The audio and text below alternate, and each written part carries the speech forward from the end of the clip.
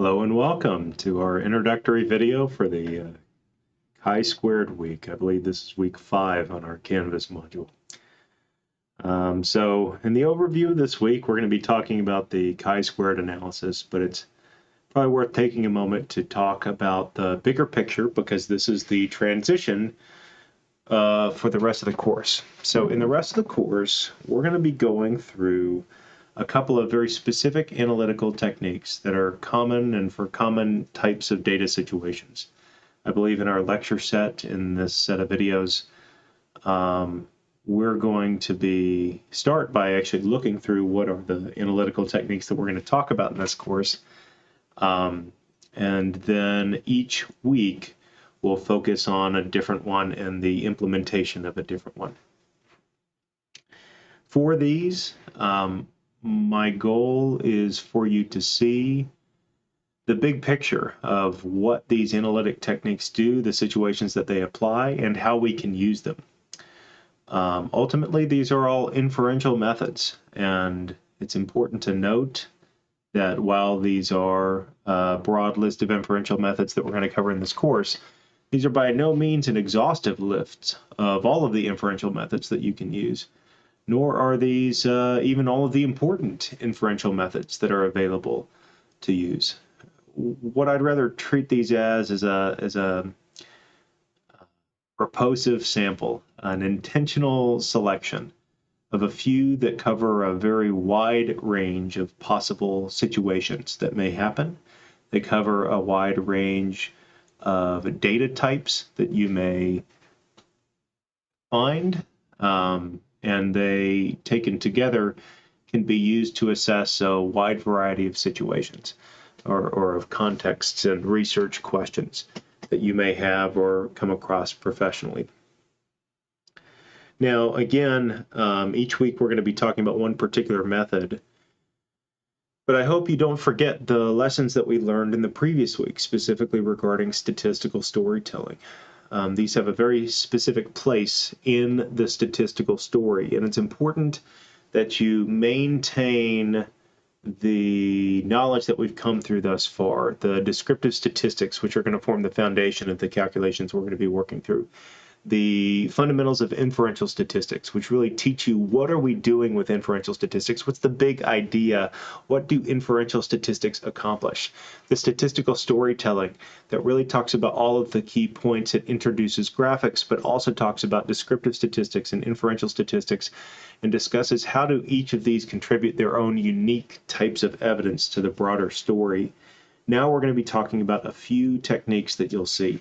But don't forget what these play. These are inferential statistical methods and play that role in the statistical story. Now, many of these inferential methods will come with their own descriptive statistics. The one we'll be talking about in this week's content, the chi-squared, is going to be the contingency table. So that'll be the key descriptive statistic that accompanies this. In future videos, we'll be talking about paired box plots. We'll be talking about means and standard deviations. So it's not necessarily new things. It's just things that typically accompany this type of analysis. I also want to mention that because we're going to be focusing on the interpretation less than the calculation. Now, we are going to be doing some calculation as part of this, but a lot of this is intended to be interpretation. We're going to be shifting away from our quizzes, which were at the beginning making sure that you had the fundamentals mathematically necessary to be able to do the implementations.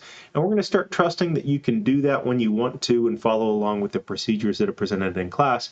Now moving towards the interpretation.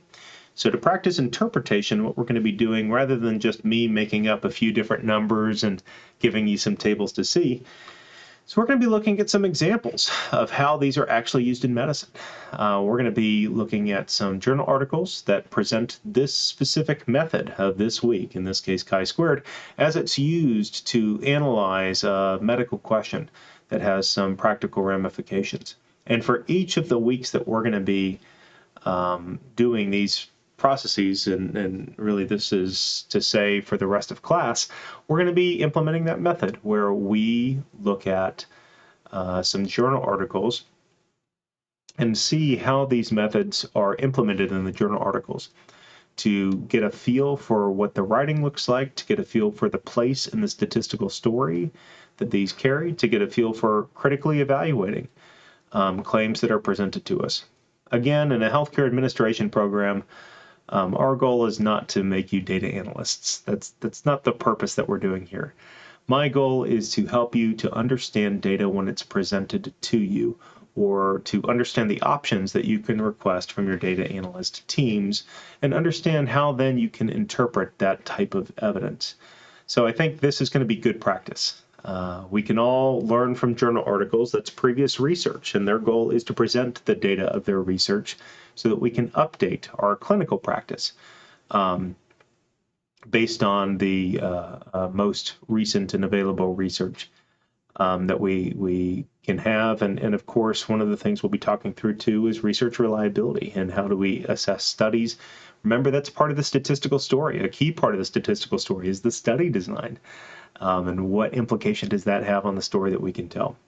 So as part of this, again, it's not just going to be a read, but to interpret. And that's going to be the big goal that you have now moving forward in this class, is to assess your ability to interpret the results. I'm going to warn you ahead of time, some of the results sections of the papers that we're going to be reading are wrong or incomplete.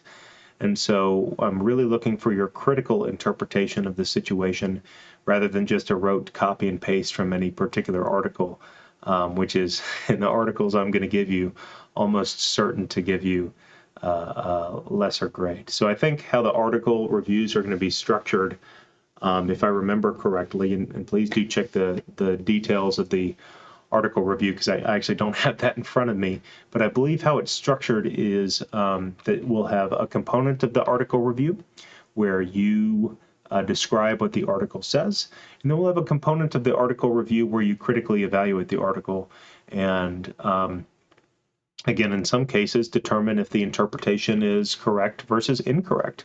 And if the interpretation is incorrect, what is the correct interpretation, or what is the correct context that we can tell this story in? Perhaps there's a study design issue that the original interpretation didn't incorporate into their statistical story. Perhaps the statistics that they calculate are incorrect. In fact, we will come across in this chapter, the chi-squared, there is a statistic that's calculated incorrectly in the table. And as part of the article review, not in the article summary or critical reflection, but as a third component, I'm going to be asking you to revisit that particular statistic and do the calculation yourself, to be able to determine what is the correct calculation. And what we'll find is that it's a bit of a mixed bag. Some things were reported appropriately, some things were reported incorrectly. And that's, depending on the context, either fun to find a little Easter egg in an article. Hey, this is something that I know that nobody else who reads this knows. On the other hand, it can be a little bit concerning if the results from the two analyses disagree. In this case, that does not happen.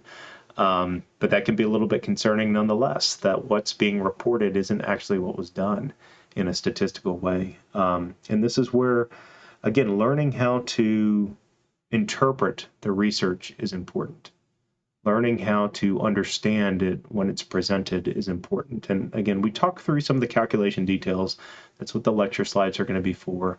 Part of it. That's going to be what the Excel demonstration is going to be for, is how you can calculate this. But again, the goal is not to make you a healthcare data analyst. The goal is to make you a better healthcare administrator who can incorporate data in a meaningful way, who can interpret common analyses and understand what they imply, and more importantly, as we discussed earlier in the course, what the analyses don't imply. So I hope you find this helpful. I hope you find the applications to be useful, and I hope you really get some practice. Treat this as an opportunity to practice these interpretations. The tough part, and I tell this to my majors too, and our doctorate students, the tough part about data analytics tends to be that in a very real way, nobody knows if you're wrong. If you say this is the interpretation, there are very few people typically in a given boardroom. There are very few people in a typical meeting who have both the technical knowledge and the personal confidence to call you out. So interpretations and treating them appropriately, being able to make those interpretations correctly is, as I think y'all have heard me say time and time again through the course, from my perspective, one of the most important things. We all consider fudging data to, of course, lead to bad decisions. We consider incorrectly running a statistical analysis. If my analyst team ran the analyses incorrectly, I would, of course, be frustrated because it would lead me to make a bad decision. But similarly, if everybody did everything right, but I misinterpret the results, I make an equally bad decision. I still make the wrong decision because of the wrong interpretation.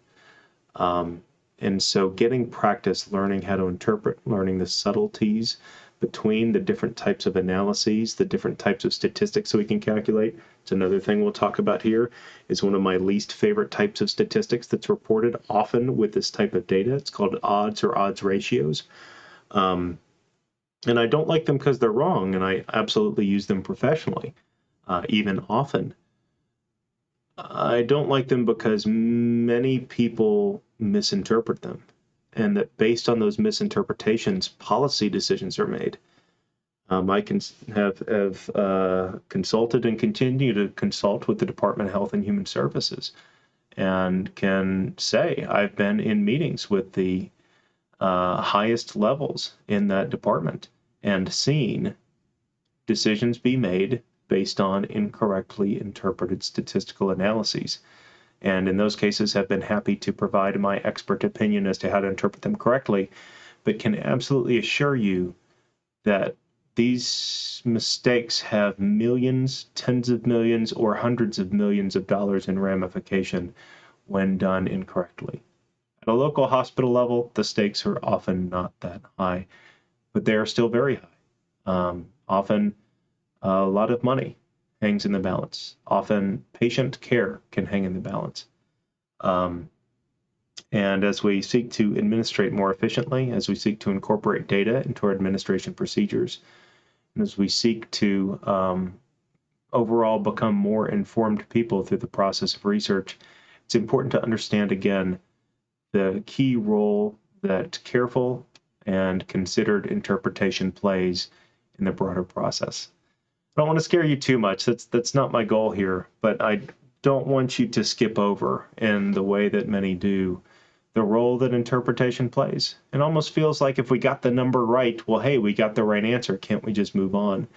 And we forget that it's not just the number. The number doesn't make a decision. We make a decision based on the number. There's still one more step at the end.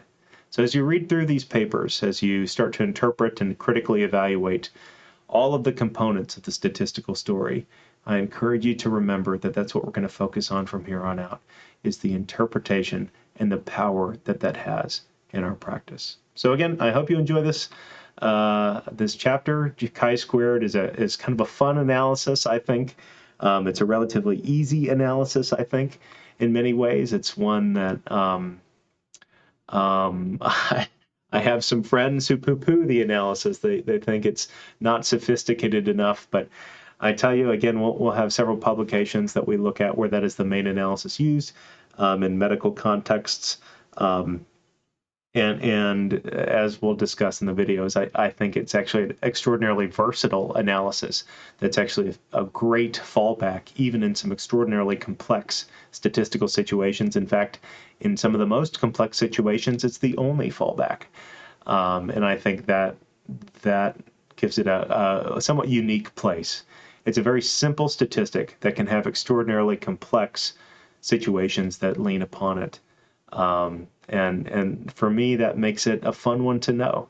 So I hope you enjoy learning about it. I hope you enjoy seeing the context in which it's used, and I hope you enjoy the opportunity to practice getting to interpret and critically evaluate some other people trying to tell their statistical stories. So with that said, good luck in this chapter, and please feel free to reach out if you have any questions.